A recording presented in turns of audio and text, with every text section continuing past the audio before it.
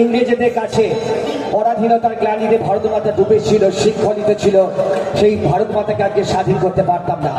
আর স্বাধীন ভারত না হলে আজকে এই মেলাতেও আপনারা উপস্থিত হতে পারতেন না, থাকতো অনেক বিধিনিষেধ। তাই সেই সব নিয়েই চন্দ্রবাড়ির প্রথম নিবেদন অগ্নিপুত্র ক্ষুদিরাম, অগ্নিপুত্র ক্ষুদিরাম, অগ্নিপুত্র ক্ষুদিরাম।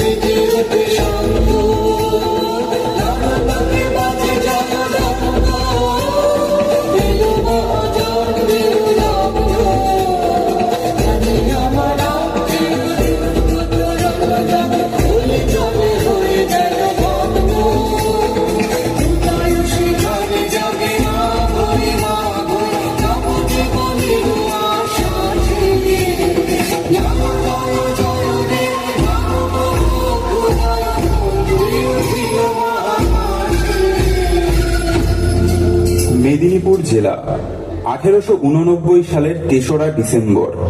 সবেমাত্র সূর্য অস্ত গেছে, ঘড়ির কাঁটা পৌঁছে গেছে বিকেল 5টার ঘরে।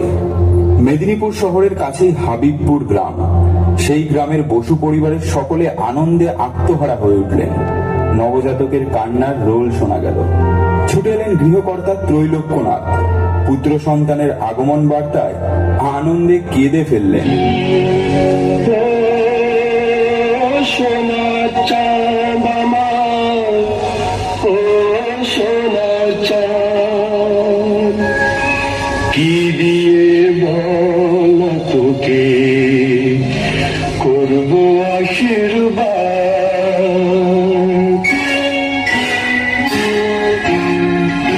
কি দিয়ে বল তোকে করব আশীর্বাদ। এসেছিস আমার ঘরে তুই যে আমার সোনা চাঁদ, কি দিয়ে বল তোকে করব আশীর্বাদ। এসেছিস আমার ঘরে তুই যে আমার সোনা চাঁদ, কি দিয়ে বল তোকে।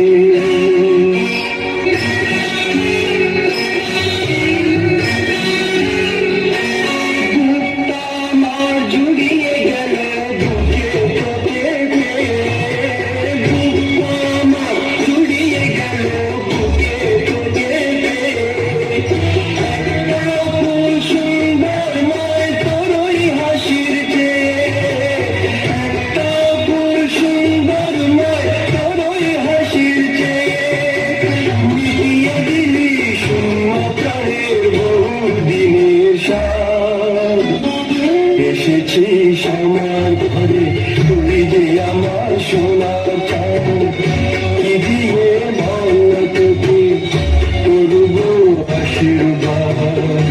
এসেছিস আমার ঘরে তুই যে আমার সোনা চাঁদ, কি দিয়ে বল তোকে। কোথায় যেন সংশয়ের চোরা স্রোত বয়ে যায়। এর কারণ কি?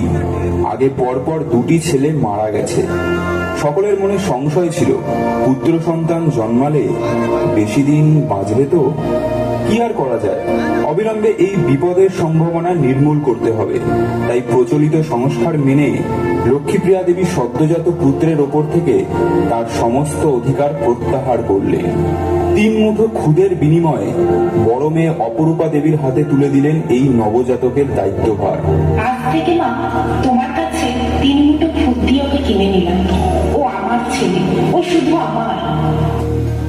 তখনকার দিনে এইভাবেই ভাগ্যের লিখনকে খণ্ডন করার চেষ্টা করা হতো।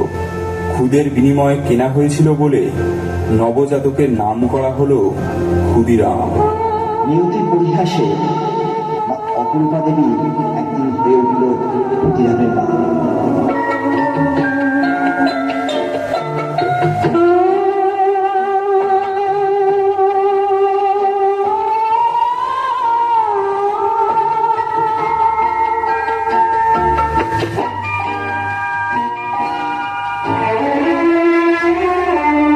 হাজার তারার আলোয় ভরা চোখের তারা তুই, স্বপ্ন দিয়ে সাজাই তোকে স্বর্ণ দিয়ে ধুই।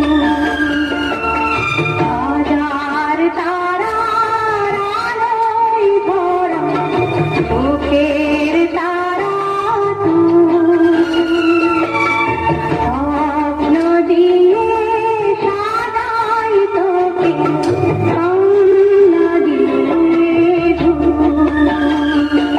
খোকা, ও খোকা, কোথায় গেলি বাবা? খাবি কখন? এই তো এখানে বসে। কি ভাবছিস? স্বদেশী মানে কি? ওরা কি ডাকাত? কে বলেছে? ওরাই ভারত মাতার সন্তান, দেশকে স্বাধীন করার ব্রত নিয়েছে। তাহলে আমিও স্বদেশী হব, ইংরেজদের দেশ ছাড়া করবো। বেশ তো, তাহলে বেশি করে খেতে হবে। শক্তি দরকার না? আমার 2 থালা ভাত দাও।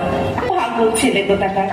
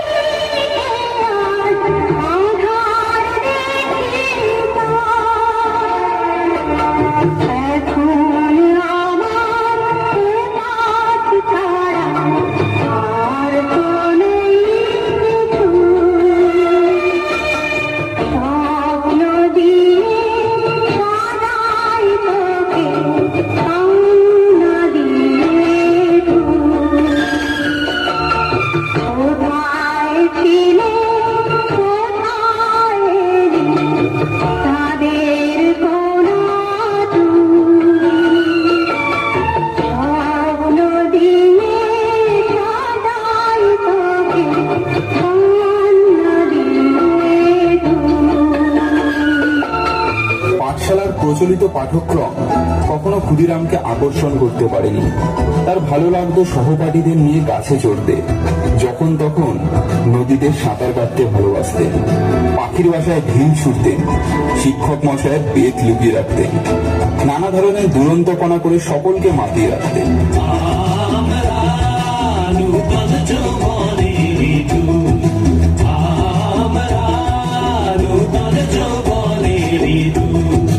আমরা চঞ্চল, আমরা অদ্ভুত, আমরা নূতন যৌবনের দূত, আমরা নূতন যৌবনের দূত।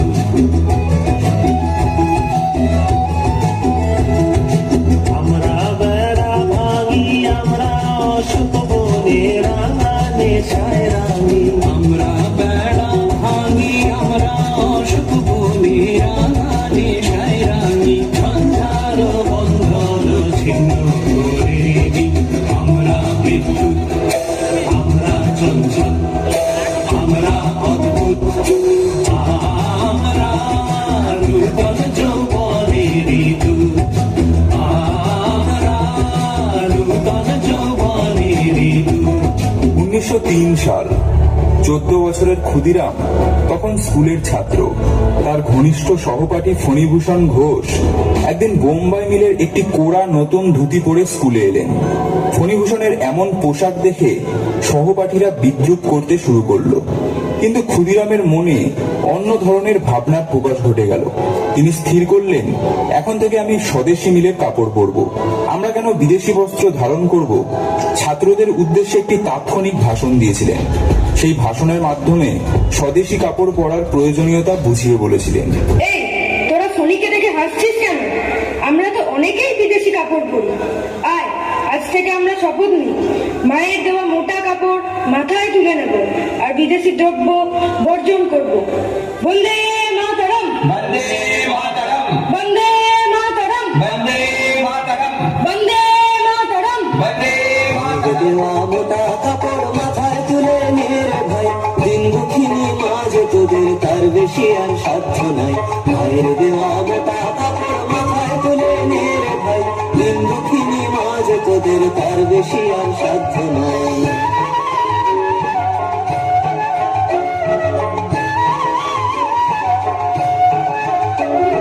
মোটা সুতার সঙ্গে মায়ের ওপারে সে ফুল দেখতে পাই। মোটা সুতার সঙ্গে মায়ের ওপারে সে ফুল দেখতে পাই। আমার ইংরেজি সন্তান ফেলে ওই পরের দূরে ভিক্ষে চাই। ইংরেজি সন্তান ফেলে ওই পরের দূরে ভিক্ষে চাই। মায়ের দেওয়া মোটা কাপড় মাথায় তুলে রে ভাই, দিন দুঃখিনী মাঝে তোদের তার বেশি আর সাধ্য নেই। দিন দুঃখিনী মাঝে তোদের তার বেশি আর সাধ্য নেই। তখন মেদিনীপুরে বেশ কয়েকটি গুপ্ত সমিতি স্থাপিত হয়েছে। একটি গুপ্ত সমিতির সঙ্গে যুক্ত ছিলেন বিশিষ্ট শিক্ষাবিদ রাজনারায়ণ বসুর ভাইপো জ্ঞানেন্দ্র বসু ও সত্যেন বসু, আর ছিলেন হেমচন্দ্র কানুঙ্গ। ক্ষুদিরাম শেষ অবধি হেমচন্দ্রকে চোখের সামনে দেখলেন। হেমচন্দ্র বুঝতে পারলেন ক্ষুদিরামের মধ্যে জ্বলন্ত অগ্নিস্ফুলিঙ্গ আছে।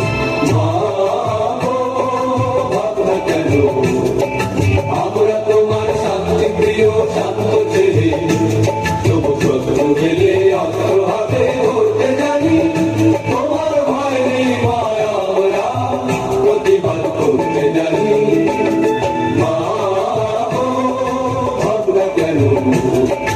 আমরা তোমার শান্তি প্রিয় শান্ত ছেলে, তবু শত্রু গেলে অস্ত্র হাতে ধরতে জানি। তোমার ভয় নেই মায়া, আমরা প্রতিবাদ করতে জানি। মা গো, ভাবনা কেন? আমরা হারবো না, হারবো না, তোমার মাটির একটি কণাও ছাড়বো না। আমরা হারবো না, হারবো না, তোমার মাটির একটি কণাও ছাড়বো না। আমরা পাথর দিয়ে দুর্গ ঘাঁটি করতে জানি। তোমার ভয় নেই মায়া, আমরা প্রতিবাদ করতে জানি। মা গো, ভাবনা কেন? বয়সের সাথে পাল্লা দিয়ে বাড়ে প্রতিরোধের স্পর্ধা। ব্রিটিশদের অন্যায় অবিচারের সামনে গোলার মতো রুখে দাঁড়ায় কিশোর ক্ষুদিরাম। ভারত মায়ের প্রতি কর্তব্য পালন করতে এগিয়ে আসে 16 বছরের সাহসী ক্ষুদিরাম। যোগ দেয় বিপ্লবীদের দলে। জিনিসপত্র হত্যা করতে প্রফুল্লতাকে সঙ্গে আরো একজন সৈনিক যায়। কে জানে, আমি যাবো মাস্টার মশাই, আমি যাবো। কিন্তু তুই কি পারবি? এত অল্প বয়সে হ্যাঁ, আমি পারবো। কিন্তু এই কাজে মৃত্যু হয়েছে, সেটা কি জানিস? আমার কাছে জীবন মৃত্যু পায়ের বৃত্ত, ভয় করি না আমি। সবকিছু চলে গেলেও দেশ যে ভীষণ দামি। বেশ, এই নাও বোমা, এই নাও অস্ত্র। বন্দে মাতরম, বন্দে মাতরম, বন্দে মাতরম, বন্দে মাতরম, বন্দে মাতরম। বন্দে তারা রৌদ্র তোমার ভেঙে ফেল গন্ধের মাঝে রক্ত জমা জীবন পূজার ভাষার বেদি। ওরে ও তরুণ ঈশান, বাজার ছোড়ায় ঈশান, বংশ ঈশান, দুর্গাজির কাজির বেদি। ওরে ও তরুণ ঈশান, বাজার ছোড়ায় ঈশান, বংশ ঈশান, দুর্গাজির কাজির বেদি। তারা রৌদ্র তোমার, তারা রৌদ্র তোমার।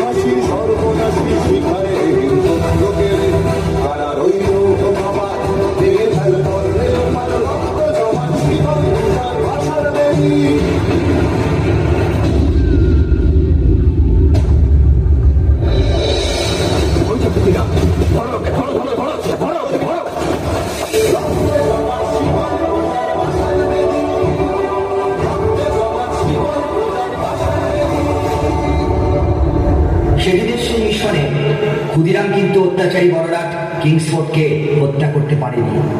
মারা গিয়েছিলেন মিস কেনেডি ও তার সন্তান।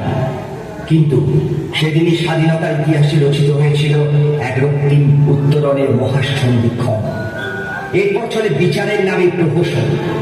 হাজার হাজার মানুষ সেদিন এসে ভিড় করেছিল জজ কোর্টে। অর্ডার অর্ডার, ক্ষুদিরাম বসুকে মৃত্যুদণ্ডে দণ্ডিত করা।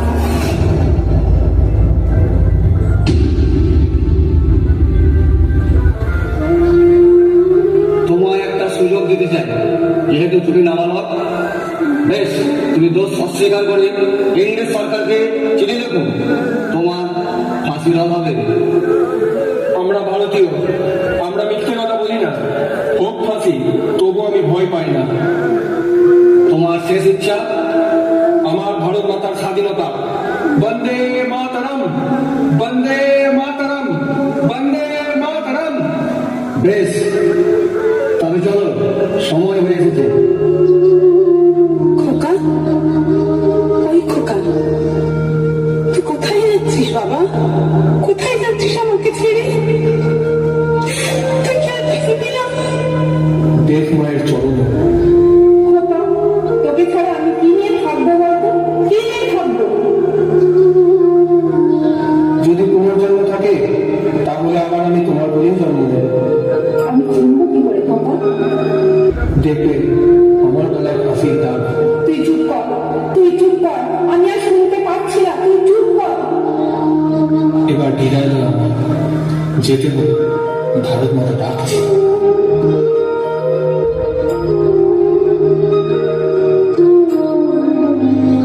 একবার বিদায় দে মা, ঘুরে আসি। হাসি হাসি করব হাসি, দেখবে ভারতবাসী। একবার বিদায় দে মা, ঘুরে আসি। 10 দিন পরে জন্ম নেব মাসির কোলে মা গো। তখন যদি না চিনতে পারিস, দেখবি গলায় বাঁশি। একবার বিদায় দে মা।